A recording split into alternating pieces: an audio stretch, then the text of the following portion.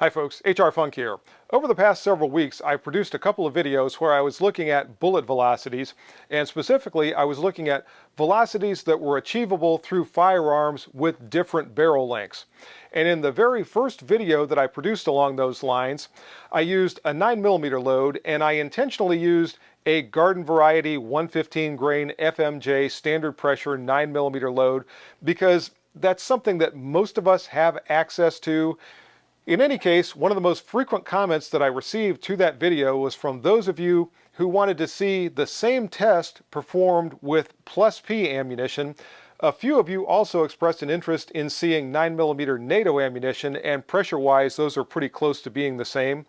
And there were a couple of you that wanted to see some other barrel lengths included as well. So I decided to replicate the test. This time around, I've got a couple of firearms with different barrel lengths than I had the first time around. And also this time I am using Winchester 9mm 124 grain NATO spec ammunition. So this will replicate more or less the pressures and velocities you could expect with typical plus P 9mm ammunition. So in this video, we're going to do just that. Now, as I said the very first time, this isn't necessarily the best way to go about doing this. The best way to look at deviations in bullet velocity that are caused by variations in barrel lengths would be to use one long barrel to start with and then use the exact same load while progressively shortening the barrel by certain increments. But there were some of you who liked the fact that since I was using actual firearms with different barrel lengths, you were getting data from real world standard production handguns and long guns rather than a test barrel or something like that that might not have some of the deviations that you see with standard production firearms.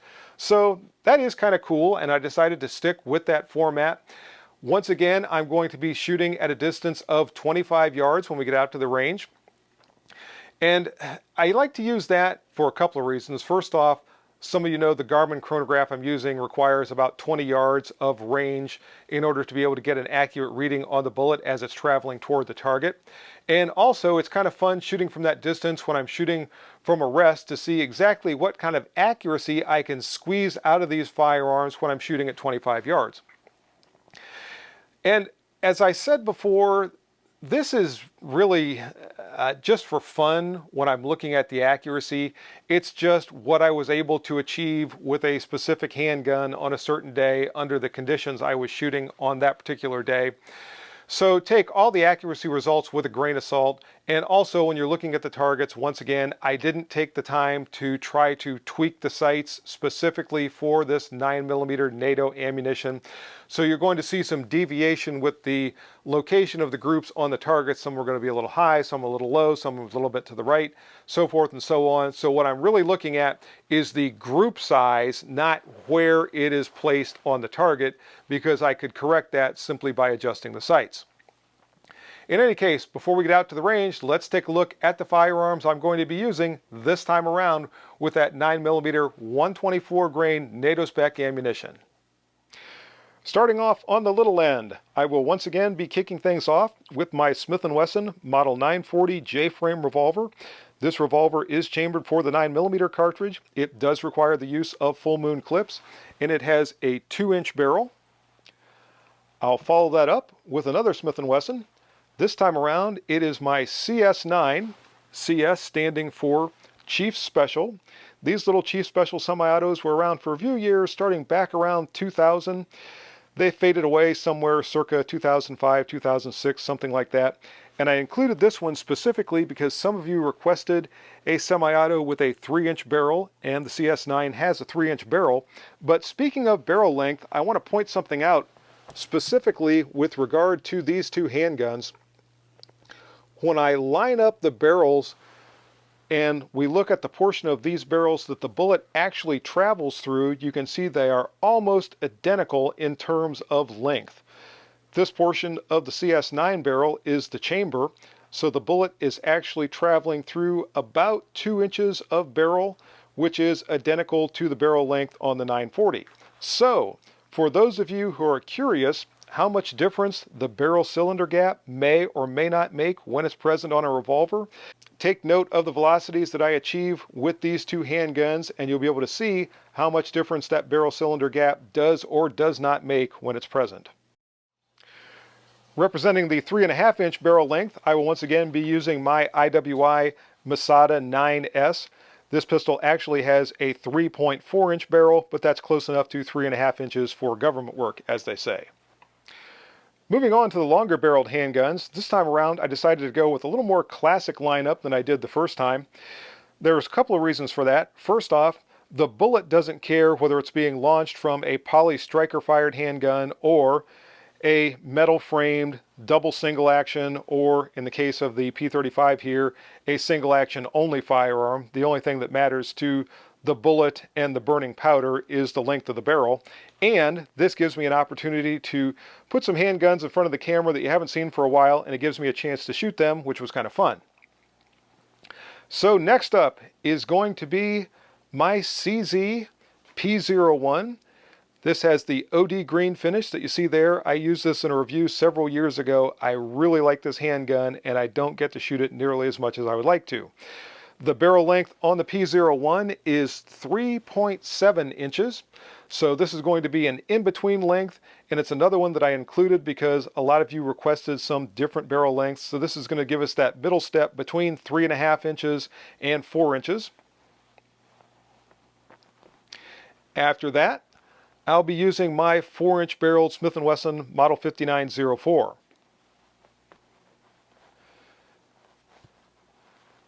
Then we'll move on to a true classic. This is my recently acquired Inglis P35 replica of the classic Browning High Power. This has a 4.7-inch barrel. And I will finish out the handguns with the 5-inch barrel of my Beretta M9. After concluding with the handguns, I'll move on to my Mac 5 with its 8.9-inch barrel. I think we can just safely call this a 9-inch barrel, but technically it is 8.9 inches. And I will end the test with my Kel-Tec Sub 2000 with its 16-inch barrel. And as I mentioned earlier, we're going to kick things off with the Model 940. And before we head out to the range and see how this little wheel gun performed, I have one clarification that I want to make and a comment. The clarification is this. When I mentioned a while ago that the 124 grain NATO spec ammunition that I'm going to be testing today more or less replicates what you could expect with 9mm plus P ammunition, I should have also said 9mm plus P ammunition of the same bullet weight. So this is a 124 grain NATO spec load, and this is about what you could expect with 124 grain 9mm plus P ammunition. It should be more or less in the same ballpark. Also, when we get to the range, I'm going to be firing 3 rounds to collect velocity data. Now, some of you are going to want 5 rounds, 10 rounds, whatever. I'm firing 3 rounds specifically because I have a limited amount of this NATO spec ammunition, and I want to get it through as many firearms as I can. If you want to see more than 3 rounds for this type of velocity testing, by all means, send me some ammunition, and I'll be happy to shoot as much ammunition as any of you might want to provide. In any case, let's head off to the range and see how the 940 did.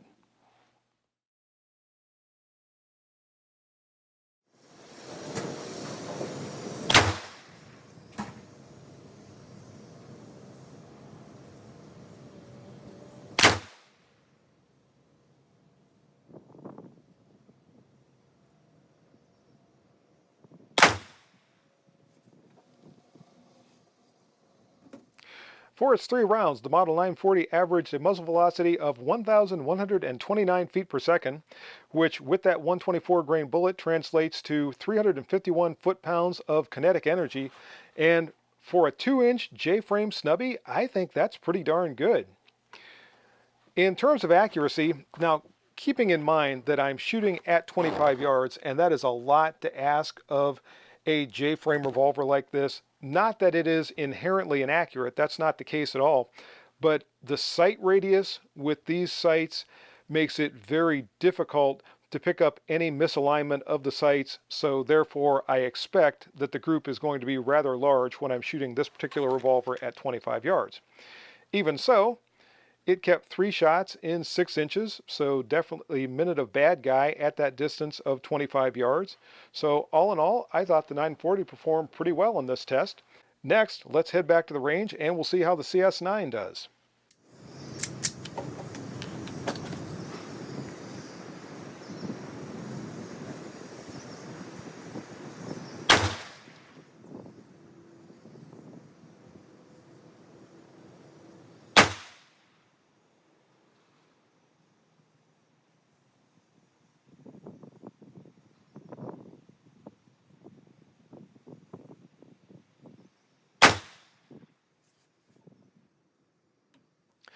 The CS9 had an average velocity of 1,126 feet per second for a muzzle energy of 349 foot-pounds. And if you're keeping track, that's actually slightly slower than I achieved with the Model 940. In fact, the CS9 had an average velocity 3 feet per second slower than the Model 940. Now that's only 3 feet per second. But for anyone who's concerned about losing velocity due to the barrel cylinder gap, at least with these two firearms and using this ammunition, the barrel cylinder gap was inconsequential. The velocity was essentially exactly the same between these two, both having that 2 inches of barrel length that the bullet travels through.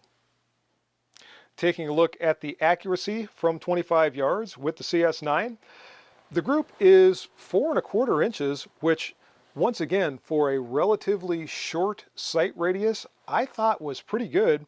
These sights are a little bit more highly visible than those on the J-frame revolver that I showed you a moment ago.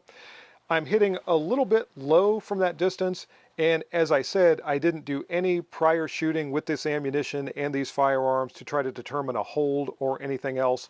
But all in all, from 25 yards, with a handgun this size, we are definitely staying at minute of bad guy with both of these little handguns. On we go to the IWI Masada Slim. Let's head back to the range and see how it did.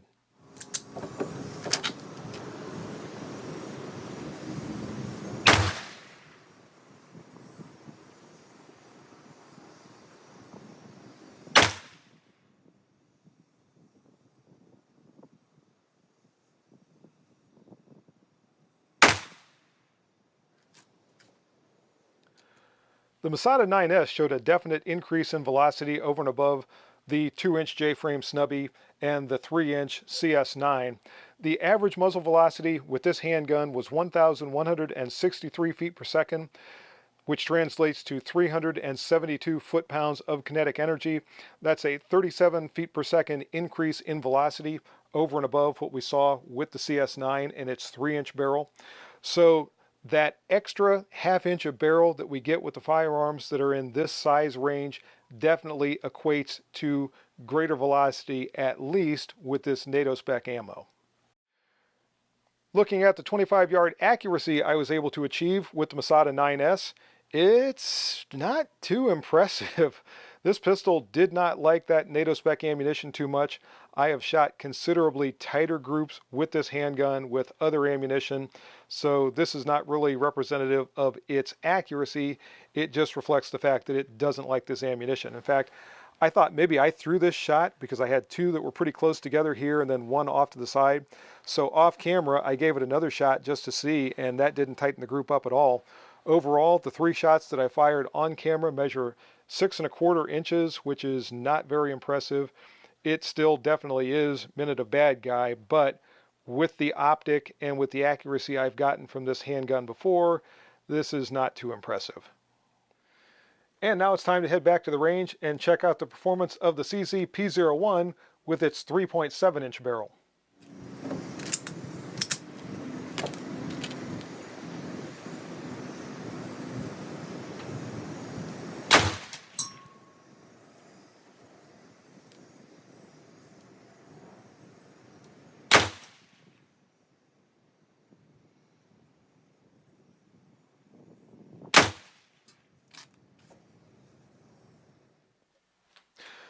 The P01 posted the most dramatic increase in velocity that we've seen in the test to this point, which is interesting considering that the barrel length is only 1/4 inch, give or take, longer than that of the IWI Masada that I showed you just a moment ago.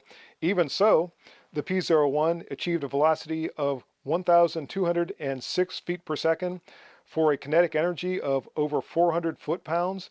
That's a 4% increase over what we saw with the Masada in terms of velocity, and a 7% increase in velocity over and above the Model 940 revolver that we started things off with. So for whatever reason, the velocity was very, very good out of the P01. Now there could be some other factors at work here. The dimensions of the bore might be tighter and that might have contributed to higher velocity, or maybe there were some other things going on internally. Whatever the case, that was very good performance in terms of velocity and energy with the P01. Equally impressive was the 25-yard accuracy that I was able to achieve with the P01. This three-shot group from 25 yards is just over 2 inches. In fact, it comes out to 2 1/8 inches center to center from the two farthest shot holes. It's pretty well centered in the target. So in terms of velocity, energy, and accuracy, overall, the performance of the P01 in this test was outstanding. Next, we'll take a look at my Smith & Wesson Model 5904 with its 4-inch barrel. Let's head back to the range.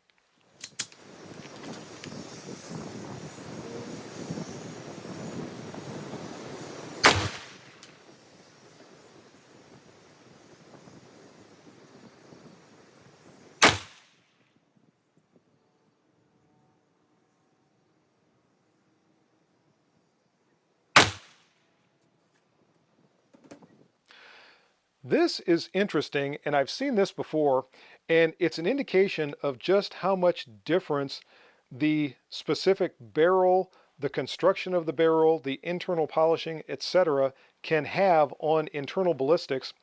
Even though the 5904 has a 1/4 inch longer barrel than the P01, it still posted a lower average velocity. The average muzzle velocity with the 5904 was 1,198 feet per second, which works out to 395 foot-pounds of kinetic energy.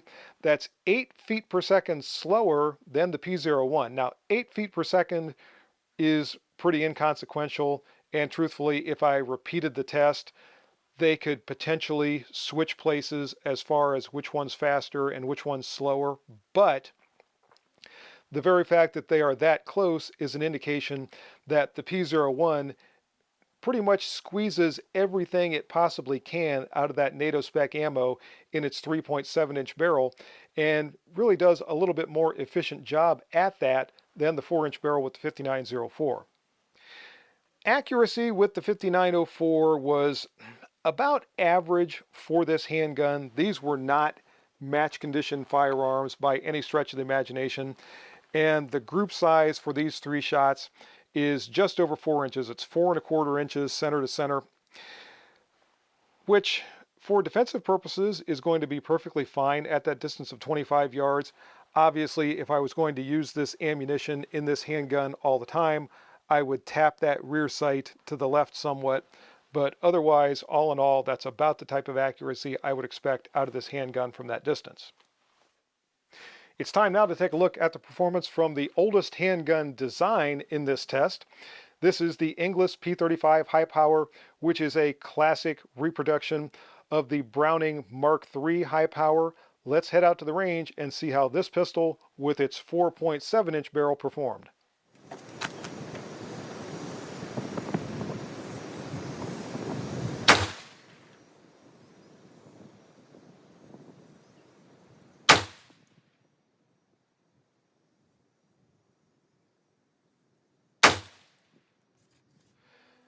The Inglis P35 registered an average muzzle velocity of 1,248 feet per second, which translates to 429 foot-pounds of kinetic energy. And in the 4.7-inch barrel of the P35, this ammunition is essentially reaching its potential. It is rated by Winchester at a velocity of 1,250 feet per second, and basically that's exactly what we're seeing out of the P35. This is a 50 feet per second increase over and above the 4-inch barreled 5904 that we looked at a moment ago. So definitely we're getting a little bit more in this barrel with the P35 than we saw with it. Let's grab the target and I'll show you what the accuracy looked like.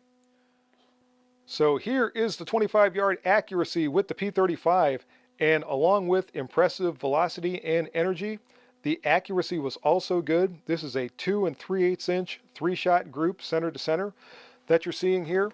Obviously, it's hitting a little bit high. Now, my point of aim for all of these targets was dead center in the target here. If I was going to use this ammunition in the P35, once again, I would tap that rear sight a little bit to the left, and I would go with a 6 o'clock hold, and this group would now be down in this area. So good accuracy, good velocity, and good performance all the way around from the Inglis P35. Leading up to this test, I was curious to see just what kind of performance we would get with the Beretta M9, since this is the handgun and ammunition combo that served our military for the last several decades. So let's head right out to the range and see how it did.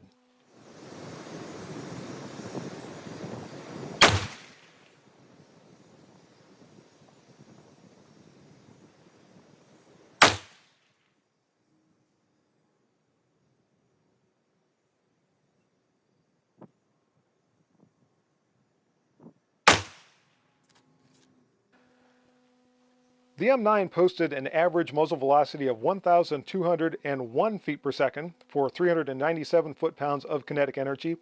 This is 47 feet per second slower than the velocity we saw with the P35 high power. And what this is telling me, when we look at all the handguns, starting with the CZ P01 with its 3.7-inch barrel, up to the Beretta M9 with its 5-inch barrel, is once this bullet gets to about 4 inches, give or take a little more with the P01, a little less with the 5904, from about 4 inches out to 5 inches or 3¼ inches out to 5 inches, the difference in velocity is going to have more to do with the variation shot to shot of the ammunition than it really does with the barrel length itself. So it's going to achieve its optimal velocity right around that 4-inch mark, give or take about 1/4 inch. In terms of its accuracy, the M9 did not disappoint. It posted the tightest group of all the handguns with a nice 1.5-inch group center to center right there. Again, I would need to tap that rear sight a little bit to the left if I was going to use this all the time, but all in all, that's a very nice 25-yard group from the Beretta M9. Now it's time to find out how this NATO 9mm ammunition performs when we run it through the 8.9-inch barrel of the Mac 5.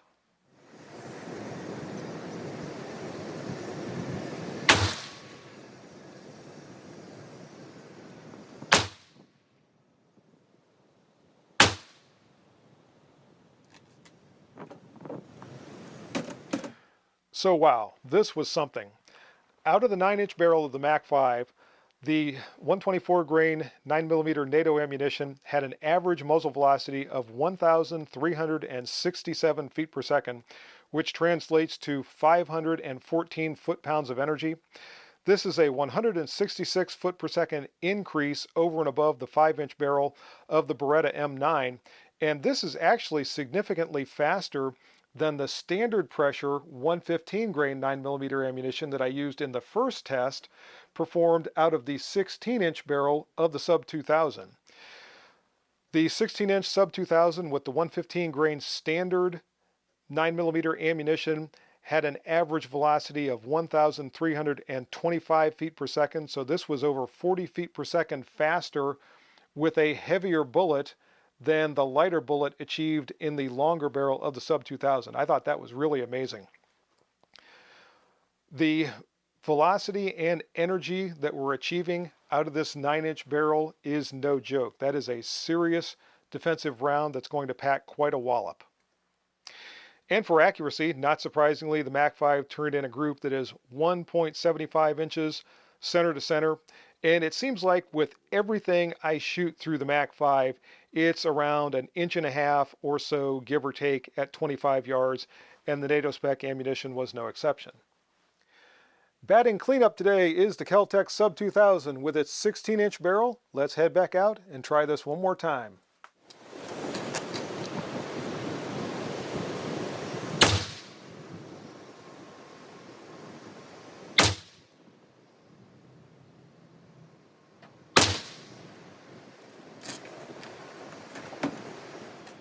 The Sub 2000 has an average muzzle velocity with that NATO spec ammunition of 1,430 feet per second, which translates to 563 foot-pounds. That is squarely in 357 Magnum territory, if you're familiar with the ballistics of the 357. So again, this is a serious defensive round. That's a 63 feet per second increase over and above what we saw with the Mac 5, which translates to a 5% increase over and above what we saw out of that 8.9-inch barrel of the Mac 5. And the Sub 2000 turned in the tightest three-shot group of the day. It beat the Beretta M9 by 1/8 of an inch. This is a 1 3/8 inch group, center to center, at that distance of 25 yards. And as I pointed out before, the Sub 2000 is sighted in for 50 yards, and at this distance of 25 yards, it hits a little bit low, so those shots are right where they ought to be from that distance. To finish things up, I'll flash the entire chart up on the screen. And when we look down through all these different firearms with all the different barrel lengths, I think this NATO spec ammunition performed very well out of all of these. I don't see any of those that I'm looking at and thinking, that's not very good. The accuracy obviously was better with some than it was with others, and maybe it would have been better with me on a different day. That's just, as I said, the accuracy is more or less just for fun, but I throw it in because a lot of you are interested. You can take a look at this chart and study it yourself. If you have any questions or comments, as always, make sure you forward those to me. Remember, stop by my website, hrfunk.com. Check out all the news and information there so you can find out the latest things going on with me and the channel, and be sure to stop by the products page. And on the products page, there are links to various manufacturers whose products I have reviewed, and underneath those links, there's some information that'll save you some money if you decide to make a purchase. See you next time, folks. And until then, good shooting. Bye-bye.